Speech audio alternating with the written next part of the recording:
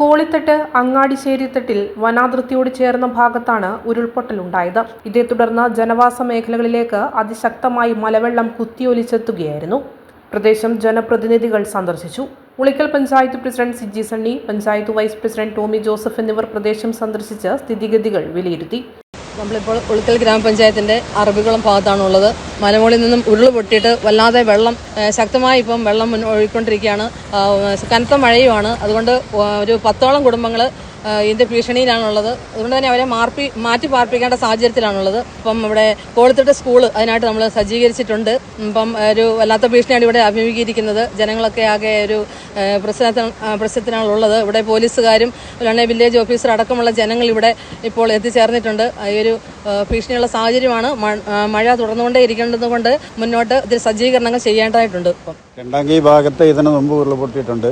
ആ ഒരു സാഹചര്യത്തിൽ അവിടെയുള്ള ആളുകളുടെ ജീവനും സ്വത്തിനും ഭീഷണി വരാതിരിക്കാൻ നമ്മൾ നോക്കുന്നുണ്ട്. ആളുകളെ കോളിത്തട്ട് സ്കൂളിലെ ക്യാമ്പിലേക്ക് മാറ്റി പാർപ്പിക്കുന്നുണ്ട്. വില്ലേജ് അധികാരികളും അതുപോലെ തന്നെ പോലീസും സജ്ജരായി ഇവിടെയുണ്ട്. ഏത് പ്രതിസന്ധിയെ നേരിടാൻ ആളുകൾ സജ്ജമായി ഇവിടെയുണ്ട്. ശനിയാഴ്ച രാവിലെ 11:30 ഉരുൾപൊട്ടലുണ്ടായത്. ഇത് 10:30 ആയപ്പോഴാണ് സംഭവം നടക്കുന്നത്. ഇതിൽ മണ്ടയ്ക്കുന്ന് പൊട്ടി വന്നാണ്.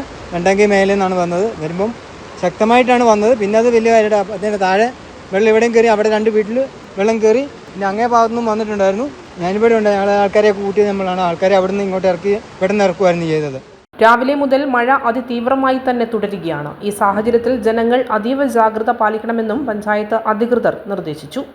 ഈ രണ്ടാംകി ഭാഗത്ത് ചിറ്റൂർ പാലം എന്ന് പറയുന്ന സ്ഥലത്താണ് കഴിഞ്ഞ പ്രാവശ്യം ഉരുൾ പൊട്ടിയതിൻ്റെ അതിനോട് ചേർന്ന് പുതിയൊരു സ്ഥലത്തായിട്ടാണ് ഇപ്പോൾ ഈ ഉരുൾ പൊട്ടിയിരിക്കുന്നത്. ഇത് ഇനിയിപ്പോൾ രാത്രിയിൽ എന്തൊക്കെയാണ് ഇനി സംഭവിക്കാൻ പോകുന്നത്? കഴിഞ്ഞ പ്രാവശ്യം 7 സ്ഥലത്താണ് ഇത് പൊട്ടി. അന്നാണ് ഇവിടെയെല്ലാം പൊട്ടി. ഇവിടെല്ലാം കണ്ടമാനം വെള്ളം നിറഞ്ഞിട്ട് മരങ്ങളും തടികളും കല്ലും എല്ലാം വന്ന് നിറഞ്ഞ് ആ കരയടക്കം വരെ വെള്ളം കയറിയ ഒരു സ്ഥലമാണ് ഈ പ്രദേശമാണ്. അന്ന് ഒരുപാട് അന്ന് ഒരു 5-8-10 വീട്ടുകാർ മേലെ ബസ് താമസിക്കുന്നുണ്ടായിരുന്നു. അവരെല്ലാം ആ സമയത്ത് ഭാഗ്യം കൊണ്ട് മാത്രം രക്ഷപ്പെട്ടാണ്. അതേ രീതിയിലുള്ളൊരു സംഭവം ഇനിയും നടക്കുമോ ഇല്ലെന്ന് നമുക്ക് പറയാൻ കഴിയില്ല. കാരണം രാത്രി ഇതുപോലെ ശക്തമായിട്ടുള്ള മഴ പെയ്യുകയാണെങ്കിൽ പിന്നെ ഇപ്പം നാമമായിട്ടുള്ള ആൾക്കാർ മാത്രമേ അവിടെ താമസിക്കുന്നുള്ളൂ. അപ്പോൾ അവരെല്ലാം നമ്മളിപ്പം താഴെ വശത്തിൽ എത്തിച്ചിട്ടുണ്ട്. ഇപ്പം പഞ്ചായത്തിൻ്റെ ഇതിലൂടെ വന്നുകൊണ്ട് അവരെ ഇപ്പം പുതിയ സ്ഥലത്തേക്ക് താമസം സ്കൂളിലോ അല്ലെങ്കിൽ മറ്റുള്ള കഴിഞ്ഞ പ്രാവശ്യം വാടക വീട് കിട്ടിയിരുന്നു. ഇപ്രാവശ്യം വാടക വീട് കാര്യങ്ങളൊന്നുമില്ല.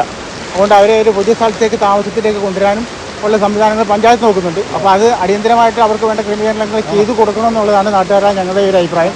അപ്പം ഇനിയിപ്പം രാത്രി ഇപ്പോൾ ഇത് കഴിഞ്ഞ പ്രാവശ്യം 7 സ്ഥലത്ത് പൊട്ടി. ഇനി അതുപോലെ ഇനിയും സംഭവിക്കുമെന്ന് നമുക്ക് പറയാൻ കഴിയില്ല. അപ്പം അങ്ങനെയുള്ള സാഹചര്യമാണ്. അധികം ഗുരുതരമായിട്ടുള്ള മേഖലയാണ്. കാരണം തന്നെ ക്രഷറും കാര്യങ്ങളൊക്കെ ഉള്ള മേഖലയാണ് ഇവിടെ. ഇനിയിപ്പോൾ പുതിയതായിട്ട് ക്രഷർ വരുന്നൊരു സ്ഥലമുണ്ട്. അവിടെ വരാൻ വേണ്ടി എല്ലാം ഇതായി കിടക്കുന്നത്. അപ്പോൾ ഇങ്ങനെ ഉരുൾ പൊട്ടുകയാണെങ്കിൽ പിന്നെ അതിൻ്റെ കാര്യങ്ങൾ എങ്ങനെയാണെന്നുള്ള കാര്യം നമുക്കറിയില്ല. അപ്പോൾ അങ്ങനെ വന്നാൽ തന്നെ ഈ നാട്ടിൽ നമ്മളെപ്പോലുള്ള ആൾക്കാർക്ക് ജീവിക്കാൻ പറ്റാത്തൊരു സാഹചര്യമുള്ളത്.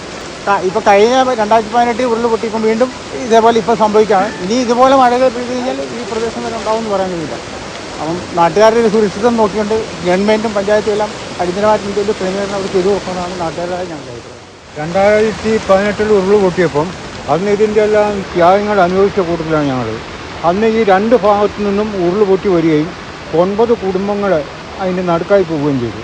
അന്ന് നമ്മൾ ഈ കുടുംബങ്ങളെ ഇവിടുന്ന് മാറ്റി പാർപ്പിക്കണം, അതിനുള്ള സംവിധാനങ്ങൾ ഉണ്ടാക്കണം എന്ന് പറഞ്ഞ് നമ്മൾ കളക്ടർക്ക് അടക്കം പരാതി കൊടുത്താണ്. പക്ഷേ അന്ന് ഇതെല്ലാം ചെയ്യാമെന്ന് പറഞ്ഞ് പോയതല്ലാതെ കളക്ടറുടെ ഭാഗത്തു നിന്നോ അല്ലെങ്കിൽ വേണ്ടപ്പെട്ട അധികാരികളുടെ ഭാഗത്തു നിന്നോ അന്ന് യാതൊരു നടപടിയും ഉണ്ടായില്ല. നമ്മൾ എല്ലാ വർഷവും ഇതുപോലെ മഴ പെയ്യുമ്പം ബന്ധുവീടുകളിലാണെങ്കിലും അങ്ങോട്ടാണെങ്കിലും എല്ലാ വർഷവും മാറി പോകാനാണ് പണി.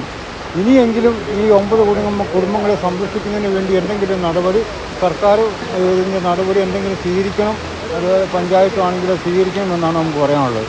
നമ്മൾ എല്ലാ വർഷവും ഇതാ മഴ പെയ്യുമ്പോൾ അന്നേരം ബന്ധുവീട്ടിലേക്ക് ഈ 9 കുടുംബങ്ങളും പോവുകയാണ്. ഇതാണ് ഞങ്ങളുടെ സ്ഥിതി.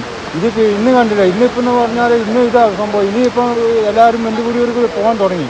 ഇവർ ക്യാമ്പ് സങ്കല്പിക്കുന്ന കാര്യമൊക്കെ പഞ്ചായത്ത് പറഞ്ഞിട്ടുണ്ട്. അതിനെപ്പറ്റി ആലോചിച്ച് എന്താണെന്ന് വെച്ചാൽ അതിൻ്റെ നടപടികൾ സ്വീകരിക്കുക.